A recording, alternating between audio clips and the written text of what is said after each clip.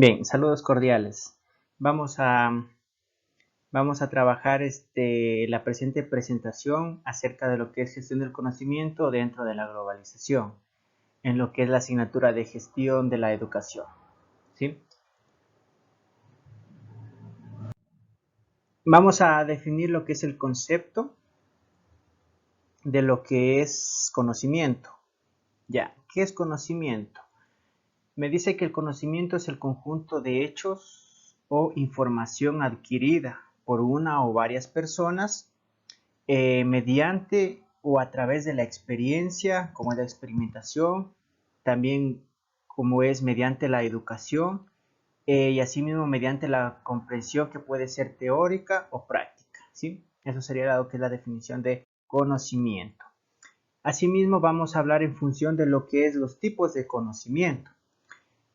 Antes de entrar a lo que son los tipos de conocimiento que vamos a enumerar y vamos a ir explicando algunas de estos, es importante recalcar o explicar que existen los tipos de conocimientos se clasifican de dos formas diferentes. Lo que son los conocimientos que no exigen explicaciones dentro de las demostraciones, ¿sí? Y el otro que vienen así los conocimientos que aportan evidencias y que pueden ser demostrables, ¿sí? Bien, ahora, vamos a ir viendo lo que es cada tipo de conocimiento. Primero tenemos lo que es el conocimiento filosófico. El conocimiento filosófico me dice que se basa en función de la observación, análisis y reflexión sobre la vida, la realidad y el entorno donde nosotros nos desenvolvemos. También habla en función de la razón y este tipo de conocimiento explica el porqué de las cosas, ¿sí? Eso vendría a ser lo que es el conocimiento filosófico. Un ejemplo, podemos decir que hace varios años, hace muchísimo tiempo atrás, se sostenía lo que es el postulado que la Tierra era el centro del universo y que los planetas, incluido el Sol, giraban alrededor de la misma, ¿sí? Eso era simplemente un postulado.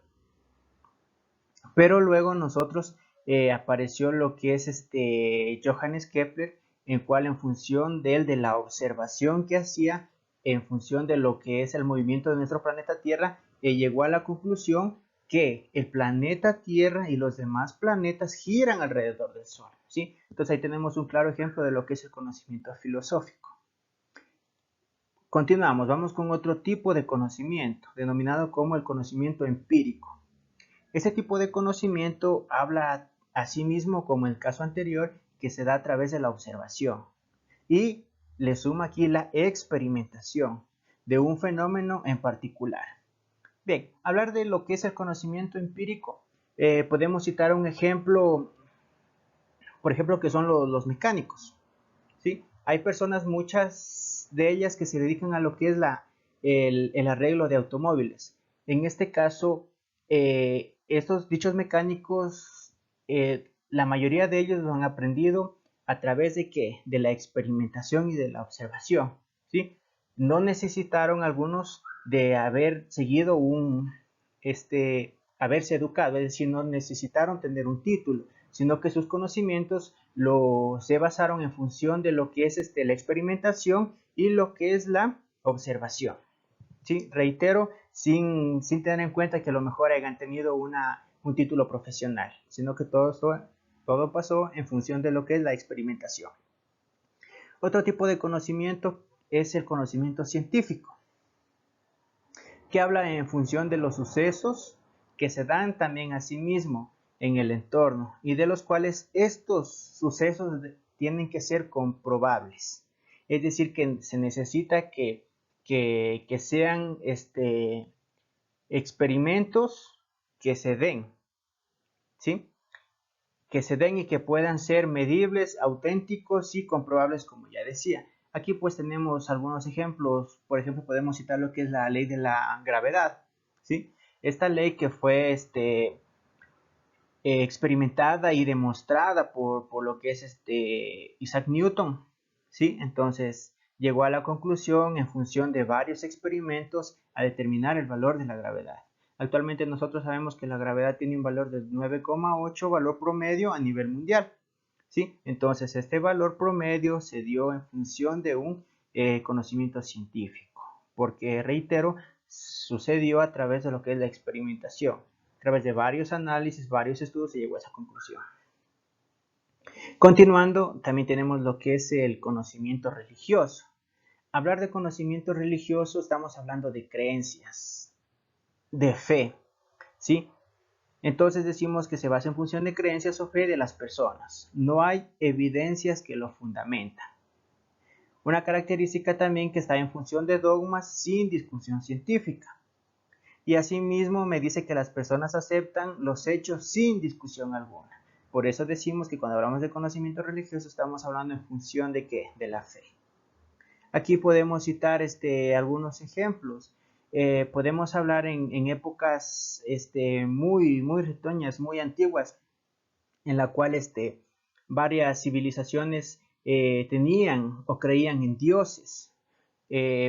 Por ejemplo, cuando no llovía, sus cosechas se veían afectadas. Entonces estas personas, en función de sus creencias, rezaban a un dios, porque en este caso pues lo sentían así, entonces rezaban a través de oraciones para que pueda caer el agua y puedan tener sus cosechas, ¿sí? Vamos con otro tipo, lo que es el conocimiento lógico-matemático. Hablar de ese tipo de conocimiento estamos hablando de lo que es la matemática, el despertar el razonamiento de los estudiantes y a través de ese razonamiento pues llevarlo a lo que es a la vida, a la realidad, ¿sí? Entonces me dice que el conocimiento lógico-matemático es la capacidad para entender y desarrollar habilidades para la matemática, reitero, para el desenvolvimiento de lo que es la vida y la vida en su entorno y lo que sucede a diario vivir. Y también podemos hablar de otro tipo de conocimiento denominado como conocimiento intuitivo. Me dice que este tipo de conocimiento se basa sí mismo acerca de lo que es la experiencia, lo utilizamos en nuestro diario vivir, dice que es el acceso y desenvolvimiento al mundo que nos rodea. Aquí también podemos citar algún ejemplo de que se basa en función de lo que nosotros experimentamos a diario, ¿sí?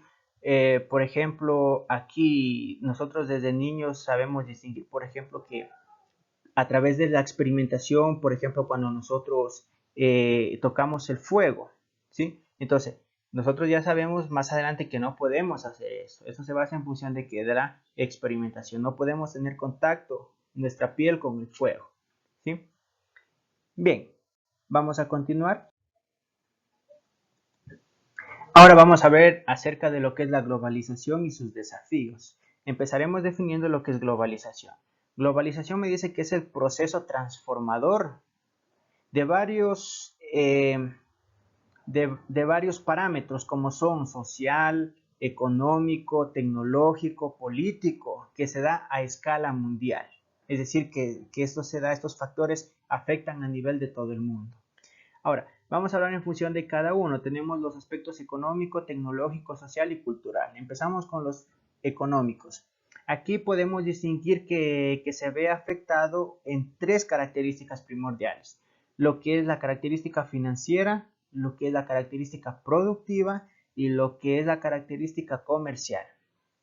Estas tres características se ven en función de algunos parámetros, de los cuales podemos mencionar que en función de estas tres características afectan lo que son en el ámbito de los mercados, en el libre comercio, en el crecimiento del comercio internacional, por supuesto, en acuerdos comerciales internacionales y en la feminización de la pobreza. Hablar de feminización de pobreza es hablar de lo que es de lo que es el alza de la pobreza a nivel del ámbito de las mujeres, ¿sí? Eso estamos hablando, varios estudios afirman que la globalización afecta de manera significativa lo que es a la mujer, ¿sí? Que se ve afectado de manera significativa. Ahora tenemos en el ámbito tecnológico. Aquí podemos también recalcar o hacer énfasis a las siguientes características. Hablar de tecnología, pues estamos hablando del acceso al Internet, a las nuevas tecnologías de comunicación, a las nuevas tecnologías de la información y obviamente a la tecnología competitiva internacionalmente. Actualmente el Internet o lo que son las TICs, que hablamos de tecnologías de la información y la comunicación, se ve afectado de manera significativa en lo que es a nivel del mundo, ¿sí? Debemos estar a la vanguardia de todas estas tecnologías que podemos sacarle el mayor provecho actualmente. Continuamos con el siguiente, que habla en función de lo social. Me dice, principalmente se da por la defensa de la igualdad y la justicia para todos los seres humanos. Todos los seres humanos somos iguales. Aquí estamos hablando de equidad para todos, ¿sí? No tiene que haber en este caso, pobres ni ricos, ni unos ser favorecidos en diferentes aspectos, no puede darse eso. Estamos hablando de lo que es la igualdad para todos nosotros.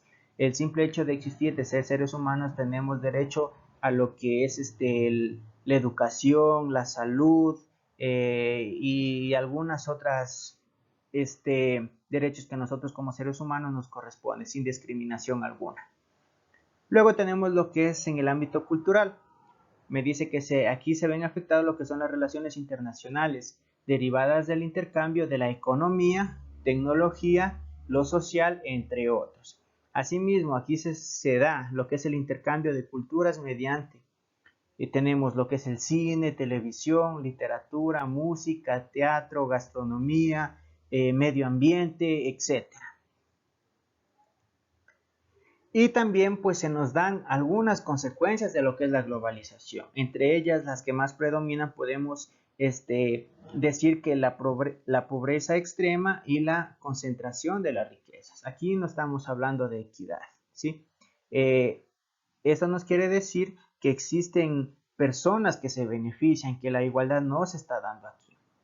Al existir pobreza extrema significa que en algunas personas va a suceder todo lo contrario, que en este caso se van a hacer acreedores de las riquezas. Es decir, que las riquezas que nos ofrece nuestro planeta no están siendo proporcionadas a nivel de todas las personas. También hablamos acerca del aumento de desempleo, ¿sí? Y por último también tenemos lo que son las pérdidas de entidades culturales.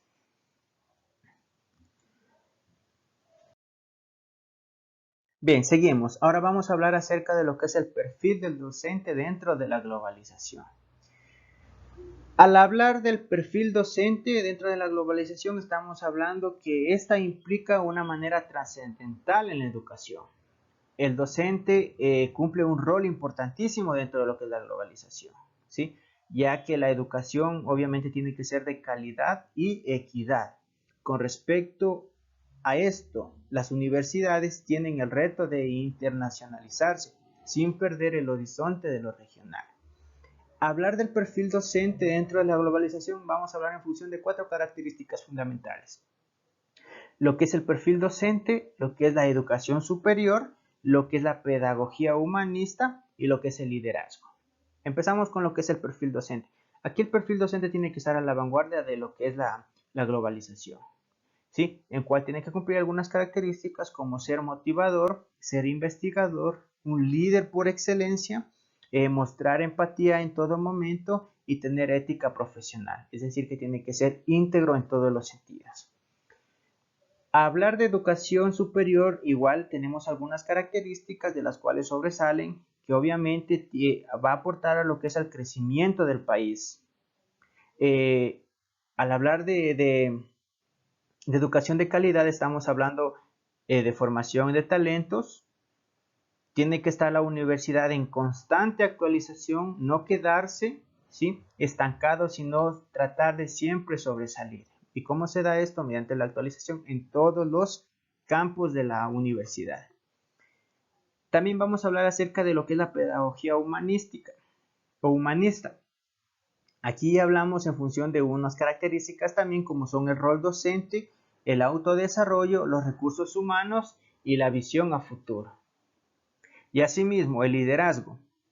Hablamos de lo que son los logros de objetivos, el compromiso y la responsabilidad con los estudiantes. Continuando, tenemos lo que es la importancia de la tecnología en el proceso educativo. La tecnología ha dejado de ser un lujo o un privilegio en todo el mundo. Su uso se ha convertido en un elemento fundamental en el ámbito personal e institucional. En un mundo tan activo y globalizado, las instituciones deben ser rápidas y eficientes con todos los recursos. La tecnología ha llegado para resolver los problemas y eliminar las barreras de las organizaciones a través de sistemas innovadores y que son adaptables a las necesidades de cada uno. Al hablar nosotros de lo que es tecnología, podemos referirnos a ciertos parámetros. Aquí vamos a enunciar algunos de ellos, como son las ventajas, desventajas, y en la cual, ¿qué nos va a ofrecer en sus diferentes parámetros? Por ejemplo, cuando hablamos de ventajas, estamos hablando de que estimula la comunicación. Existe lo que son metodologías activas y lo que son procesos de retroalimentación. Cuando nosotros hablamos en función de lo que son las ventajas de las TIC, por ejemplo, la comunicación ya no necesita ser presencial, ¿sí? Nosotros podemos comunicarnos a través de redes sociales, a través de aplicaciones que nos ofrece el Internet, con personas que se encuentran en otros países, a lo mejor en lugares muy lejanos. Entonces el Internet nos brinda esta facilidad. Ya no es necesario de estar con esa persona allí para poder realizar un diálogo, ¿sí? Bien, también nos favorece lo que es en el trabajo colaborativo. ¿Qué características se presentan? Lo que es el trabajo en equipos más participativo y aprenden unos de otros. Obviamente, cuando nosotros trabajamos en equipos mediante un trabajo colaborativo, se va a ver más enfocado a lo que es a que los estudiantes trabajen de manera más participativa. También fomenta lo que es la creatividad, y al hablar de creatividad estamos hablando de imaginación y elaboración de trabajos. Al ser más creativos, más imaginativos, pues obviamente van a proceder a presentar trabajos de mucha mejor calidad. También podemos hablar de la adaptación y la personalización, que hace referencia a la actualización en tiempos exactos, ajustar herramientas y contenidos. Y bueno, podemos hablar también acerca de desventajas. Al hablar de desventajas, un factor que puede ser negativamente puede ser la distracción del aprendizaje en todo momento, ¿sí? Es fácil desconcentrarse porque no tiene a la persona, a lo mejor el docente quien esté monitoreándolo o viéndolo si está trabajando. Y también lo que son los problemas físicos y de socialización. Al hablar de problemas físicos, nos enfocamos acerca de, obviamente, que afecta a algunos sentidos, ¿sí? Por ejemplo, lo que es la vista, el estar mucho tiempo a lo mejor en contacto con una computadora se ven afectado nuestra vista, y asimismo, por ejemplo, los audífonos cuando los ocupamos en exceso. Y también tenemos las TIC en la educación, que me dice que modifica el proceso de enseñanza-aprendizaje y lo fortalece en todo momento, y también que se dan cambios y esfuerzos en las instituciones educativas y por ende en los docentes.